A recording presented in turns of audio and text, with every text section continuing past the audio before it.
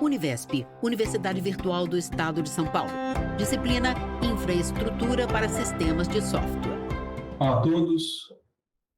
Pessoal, vamos dar sequência aos assuntos dessa disciplina, né? E hoje a gente vai falar sobre servidores web. Júlio César Estrela, professor. Esta videoaula tem a tela dividida entre a apresentação de slides à esquerda e a miniatura da janela de vídeo do professor à direita. No primeiro slide, o nome da disciplina e o tema da aula, servidores web. No segundo slide, o título, roteiro e os tópicos. História. O que é e o que faz. Características. Funcionamento básico. E exemplos. Bom, eu vou apresentar aqui uma breve história, né, da web, né, e contextualizar aqui os servidores web, né, a importância da web, dos servidores web para a www atual, né, o que seria dos nossos hábitos atuais, né, sem a criação da www, né, sem a criação do protocolo HTTP, sem a ideia, né, de provisão de conteúdo baseado em servidores, nos quais nós podemos solicitar recursos e eles nos fornecerem recursos. Antes de falar desse assunto, né, é importante relembrar todos os assuntos que nós vimos nas aulas anteriores, né, e a conexão que deve ser feita entre eles, né? Então, como que é feito acesso a um servidor web? Né? Qual a importância do protocolo HTTP, que é o protocolo da camada de aplicação, né, quando nós falamos das camadas nas primeiras aulas da disciplina? Como é que qual é o endereço desse servidor web? Como é que é feito o mapeamento desse endereço para o nome? Tá? Em breve nós vamos falar sobre sistema de nome de domínio também. Tá? Então, nesta aula a gente vai dizer um pouco da história, né, o que é o servidor que ele faz, as suas principais características, o funcionamento básico dele e falar de alguns exemplos. Novo slide com o título Servidores Web e os tópicos. História, 1980 a 1989. Tim Berners-Lee, CERN, propõe um projeto. Objetivo: facilitar o compartilhamento de documentos de pesquisa entre os colegas pesquisadores. Foram criados 2 programas, um browser chamado World Wide Web e um servidor HTTP chamado CERN HTTPD, que foi hospedado em um computador Nextcube. Bom, essa história começa na década de 80, tá? E mais precisamente em 1989, o Tim Berners-Lee, né, propôs um projeto que tinha como objetivo facilitar o compartilhamento de documentos de pesquisa entre os colegas pesquisadores, tá? Então, na época, o Berners-Lee ele criou 2 programas, tá? Um browser, que era chamado de World Wide Web, tá? Então, o nome www, que nós tanto falamos hoje, né, ele provém do nome de um browser, né? O primeiro browser da web se chamava www, tá? Nós temos vários browsers hoje, né? Tem o Opera, o Vivaldi, o Firefox, o Chrome, mas o primeiro é o www, que confunde hoje com a aplicação distribuída, né, que é a www. E um outro programa que é um servidor HTTP, tá? O HTTP de Hypertext Transfer Protocol, tá? Chamado CERN HTTPD. Então, a web ela nasceu no Centro Europeu de Física Nuclear, tá?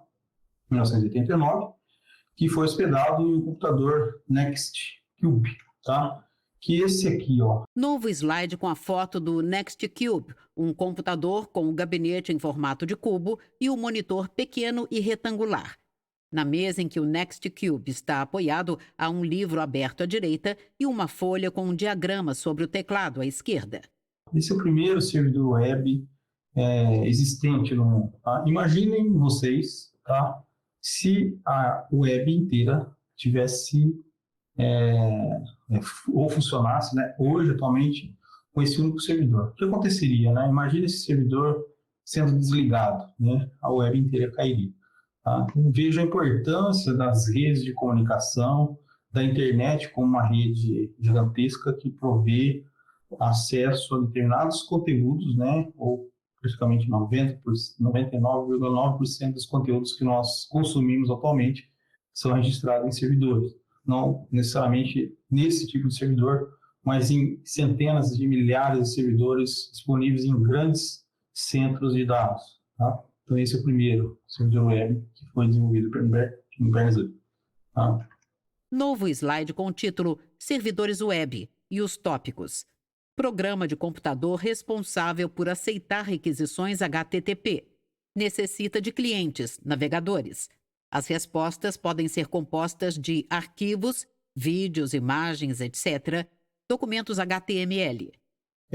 O servidor web, ele é um programa, né? Então, a parte servidora, né? Ele é responsável por aceitar requisições, né? O que são essas requisições? São solicitações, são pedidos que as aplicações clientes, né? Aqui na figura atualmente de um browser, né? Solicitando recursos que estão armazenados nesses servidores. Como é que esses recursos são armazenados nesses servidores? Esses recursos são armazenados em uma estrutura de diretórios do sistema de arquivo, do sistema operacional, e nós, baseado nesse programa servidor, os browsers, né, os clientes fazem requisições e conseguem ler, né, conteúdos desses diretórios que estão armazenados em servidores remotamente, né, isolados, né? Então, não necessariamente na mesma rede onde está o cliente, né, mas, na maior parte das vezes, em redes isoladas. Então, é por isso que você está na sua casa e consegue acessar um determinado site de provedor de conteúdo. Por isso que você está na sua casa e consegue acessar o site da Univesp, né? E nesse momento você está assistindo essa videoaula, né? Graças ao uso de um servidor web que armazena essas informações nessa videoaula, né? Em um grande centro de dados, tá? Você pode assistir essa aula pelo YouTube, né? Você pode assistir essa aula pelo próprio browser, né? Pelo próprio ambiente virtual de aprendizagem. Então, o ensino à distância, né? Que é tão preconizado atualmente, é muito importante, e tem sido possível, né? Graças a essa concepção dos servidores web, tá? Então, os servidores, eles necessitam de clientes, né, dos navegadores, e as respostas, respostas que vêm desse servidor web, elas podem ser no formato de arquivos, né, de vídeos, imagens, né, um misto de imagens e vídeos, né, que é muito comum em grandes portais de conteúdo. Nós temos imagens, áudio, vídeo, né, tudo junto, tá? Em documentos HTML. Na versão mais atual, HTML5, tá? Novo slide com os tópicos. O Hypertext Transport Protocol é um protocolo no nível de aplicação para sistemas distribuídos colaborativos que trocam informações por hipermídia, HTML, links, etc.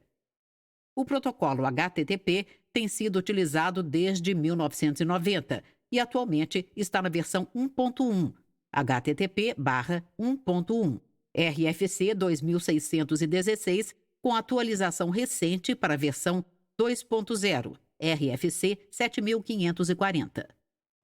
O HTTP, né, que é um protocolo da Câmara de Aplicação, que nós brevemente comentamos nas primeiras aulas da disciplina, ele é um protocolo lá da Câmara de Aplicação para sistemas distribuídos, colaborativos, que trocam informações por hipermídia, tá? Então, toda a web, né, ela é baseada em links, em ligações. Esses links conectam hosts, né, por meio de um protocolo, né, por meio de protocolos de aquisições e resposta, tá? Então, nós vamos navegando, né, entre esses links para encontrar recursos que estão armazenados nesses servidores. Ele tem sido utilizado desde 1990, né, mais para dito, 89, 90, né, a versão dele, não necessariamente a versão 1.1, né, mas tem uma versão mais atual, que é a versão 2.0, tá? A versão mais recente, né, 2 para cima, tá? Em que há uma série de atualizações desses protocolos, né, para, por exemplo, reduzir o tráfego de dados, para compactar as requisições e respostas HTTP, tá? Novo slide com os tópicos. A resposta de uma requisição deve ter um código e uma frase de razão. Os códigos são números de 3 dígitos, organizados nas faixas de centenas, de 100 a 500. Na faixa de 100, informational, requisição recebida continuando o processo. 200, success. A ação foi recebida com sucesso, entendida e aceita. 300, redirection. Outras ações devem ser tomadas a fim de completar o pedido. 400, client error. O pedido contém sintaxe inválida ou não pode ser completada. E na faixa de 500, server error. O serviço não conseguiu atender uma solicitação aparentemente válida. Bom, então, o servidor ele trabalha no conceito de solicitar recursos, né, e receber solicitação de recursos e enviar as respostas com os recursos solicitados, tá? Então, uma resposta de uma requisição típica, né, pode ter um código, né, e uma frase, qualquer uma frase de razão, tá? Então, a gente pode tentar acessar um conteúdo, né, via browser que está disponível no servidor web e receber um código do tipo 1, alguma coisa, né, o código 100, 200, 300, né? É comum, por exemplo, o cliente receber um erro quando ele não consegue acessar aquela página, né, porque a página não está mais no servidor, né?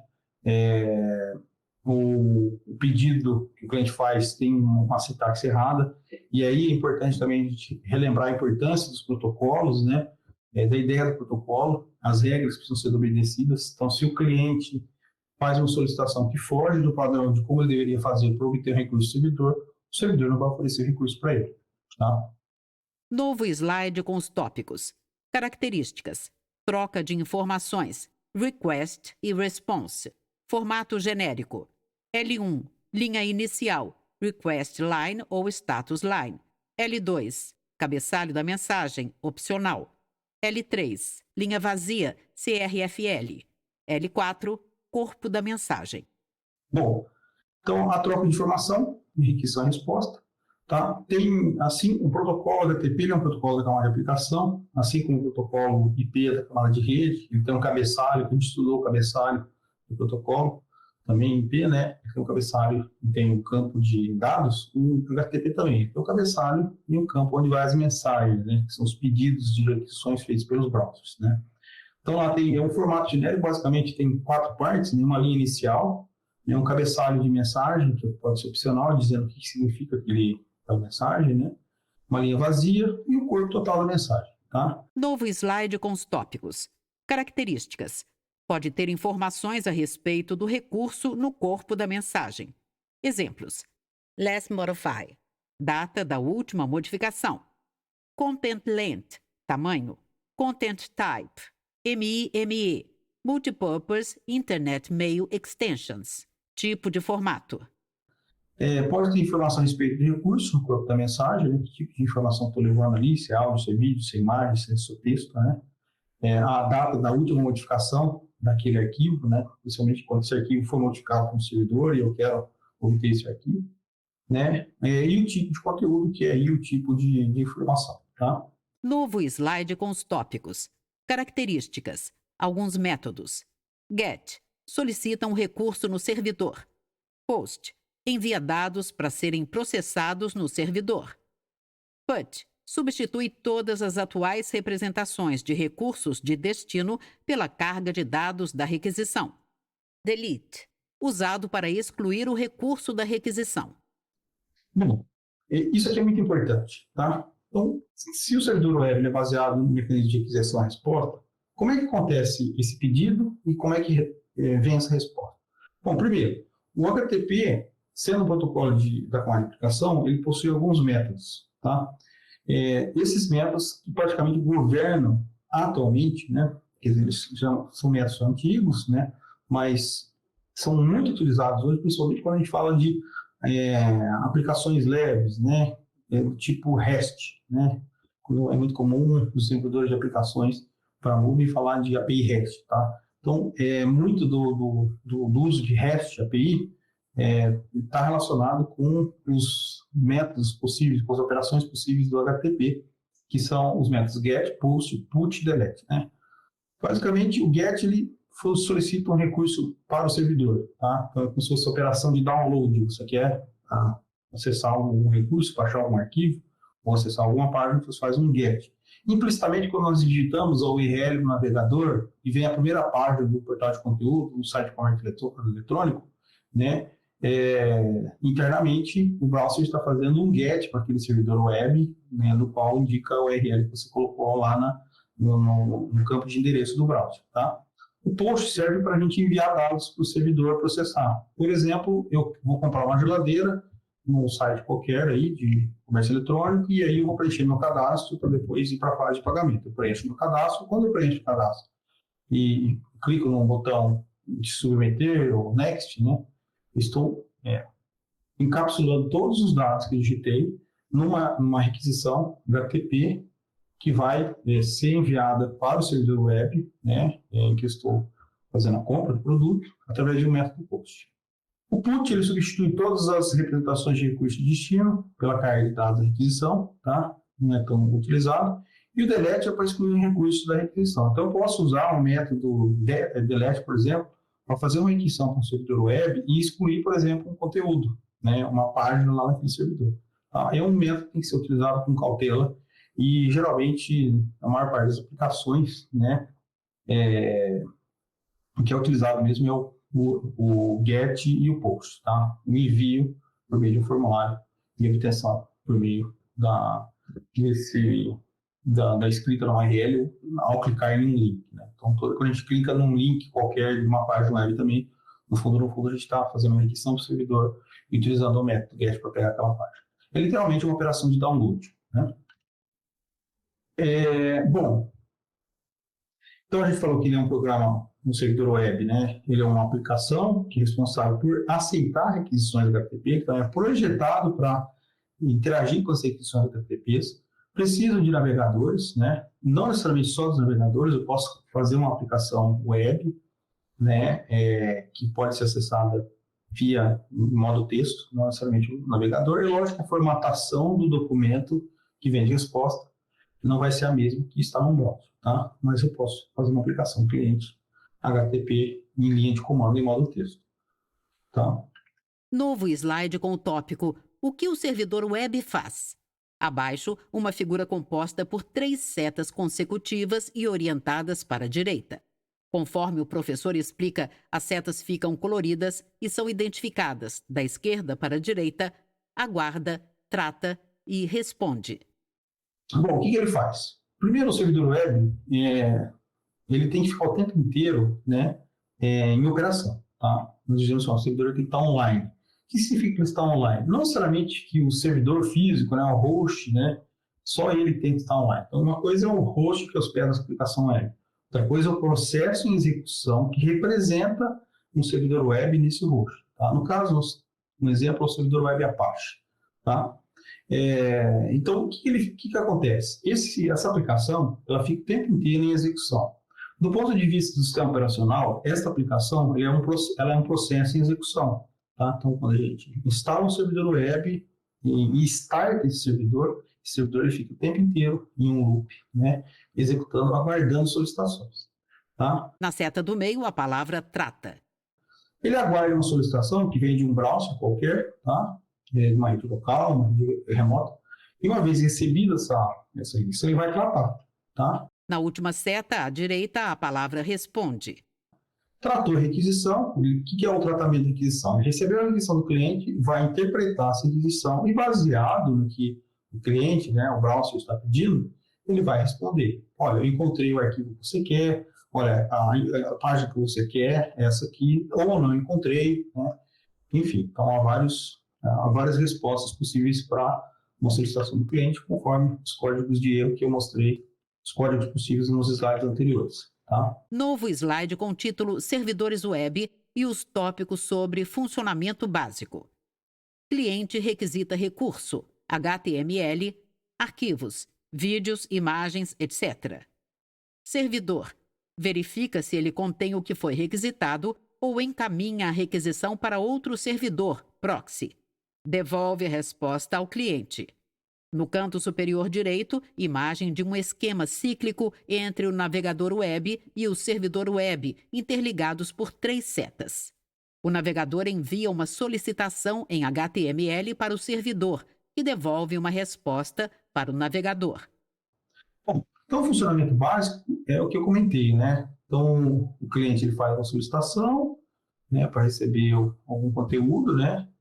E ele recebe uma resposta, esse conteúdo vai ser tratado e recebe a resposta depois, tá? Então ele verifica se o conteúdo foi requisitado, aí que recaminha outra requisição para um servidor proxy. Aqui a importância do proxy, né?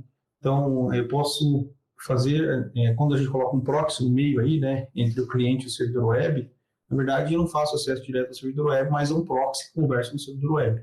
Tá? Então, do ponto de vista de bloquear conteúdo, do ponto de vista de fazer cache de dados da web, é interessante o uso de proxy. Por isso que nós falamos do proxy. Tá? O proxy também não deixa de ser uma aplicação, né, que executa no servidor web também, que ele tem que receber aquisições.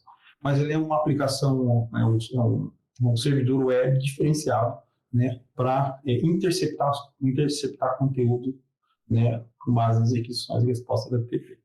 Tá? Novo slide com o tópico Provisão de conteúdo. Abaixo, ilustração com 3 computadores à esquerda que interagem remotamente com um servidor à direita. O servidor tem a indicação Conteúdo estático e ícones de arquivos de páginas HTML, Plain Text, Doc e arquivo de vídeo. Bom, como a gente já comentou, esse conteúdo ele pode ser estático, né? O conteúdo que está ali pode ser estático, pode ser simples arquivos ou imagens, né? Ou arquivos em qualquer formato, MP3, MP4, né? Em formato de vídeo, áudio, né? Texto, imagem. Ou pode ser um conteúdo dinâmico, né? Que envolve, por exemplo, toda uma aplicação, né? Que interage com sistemas multimídia, com áudio, com vídeo, com um banco de dados, né, ou interage com outras aplicações que estão em outros servidores web, né. Então é muito comum a gente ter aplicação dinâmica, né, por exemplo, aplicação que envolve pagamento online, né.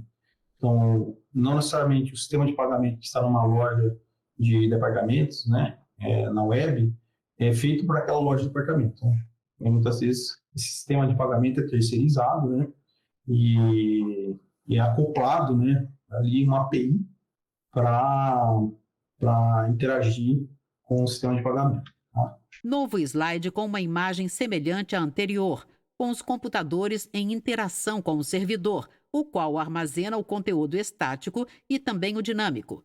Aplicativos web, serviços web, XML, scripts de programação, FTP, banco de dados e e-mail. Então, nós temos, do ponto de vista de produção de conteúdo, né, estático, né, alguns motores de processamento, né, com aplicação, com linguagem de programação, né, então, por exemplo, script de programação, PHP, Perl, Python, enfim, né, JSP, né, os mais variados, digamos, motores de processamento de conteúdo web, para lidar com as solicitações do cliente junto com o banco de dados, servidor de arquivos, sistema de e-mail. Tá? Então, uma integração muito grande. Tá? Até os próprios sistemas de e-mail baseados no web, né, estão em servidores web, né? Então, quando a gente acessa os nossos e-mails no Gmail, Yahoo, enfim, né?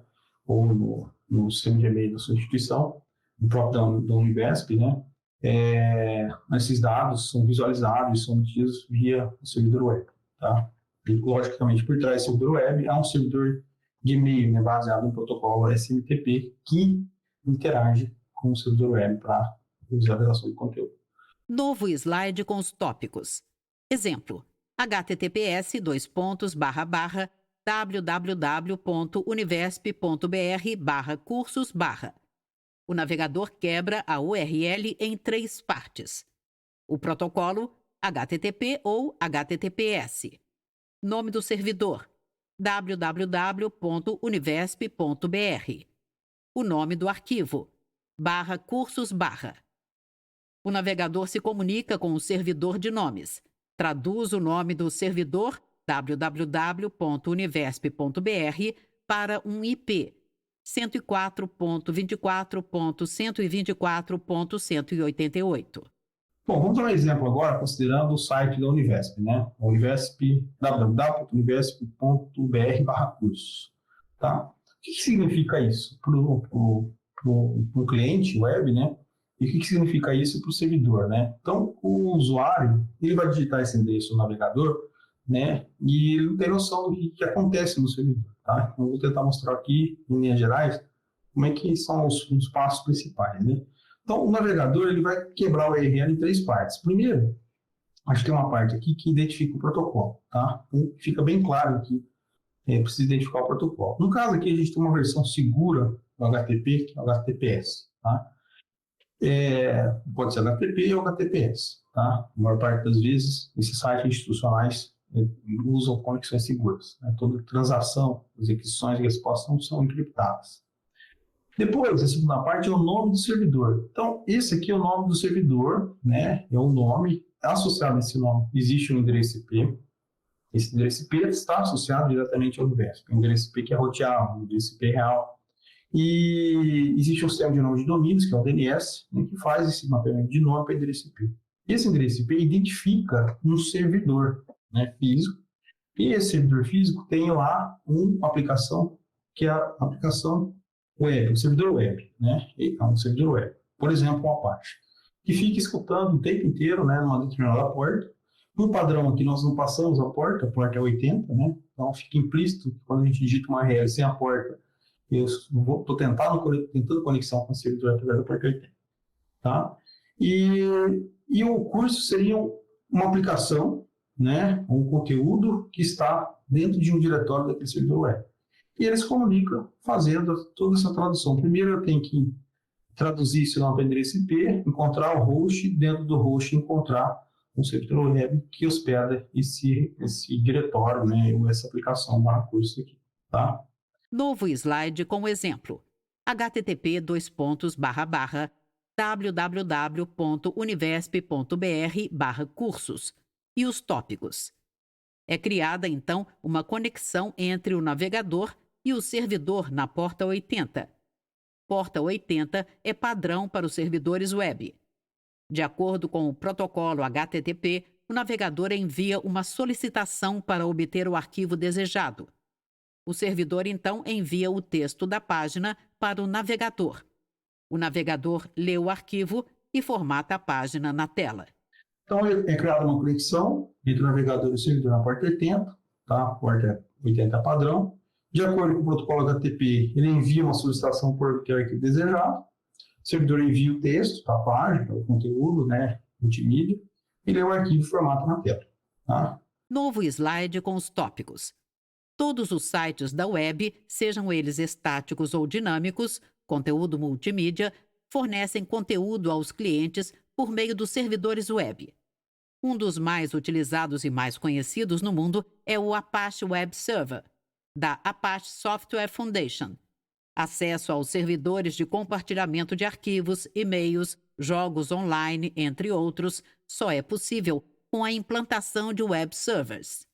Então, todos os sites da web, sejam estáticos ou dinâmicos, eles fornecem conteúdo aos clientes por meio de servidores web, tá? Como eu já comentei, um dos mais utilizados é o Apache, da Apache Software Foundation, tá? Então, ele é muito utilizado também para compartilhamento de arquivo, sistema de e-mail, jogo online, tá? Só isso, os jogos online hoje, então você está aqui no Brasil, jogando com alguém da Suécia, dos Estados Unidos, do Japão, graças a essas aplicações que executam os servidores web. Ok? Novo slide com as referências. Estrela JC, Notas de Aula, Sistemas Computacionais Distribuídos, 2017-2018. Home.cern, A Short History of the Web. Pessoal, era isso que eu gostaria de comentar com vocês nessa aula. A importância dos servidores web, a integração deles com os proxies, né? A importância do servidor HTTP e um pouco da história desse tipo de aplicação que permite que novas aplicações surjam para o nosso cotidiano. Até mais, a gente se vê na próxima aula. Linhas retas se cruzam e formam as letras T e V. Univesp TV, Universidade Virtual do Estado de São Paulo. univesptv.com.br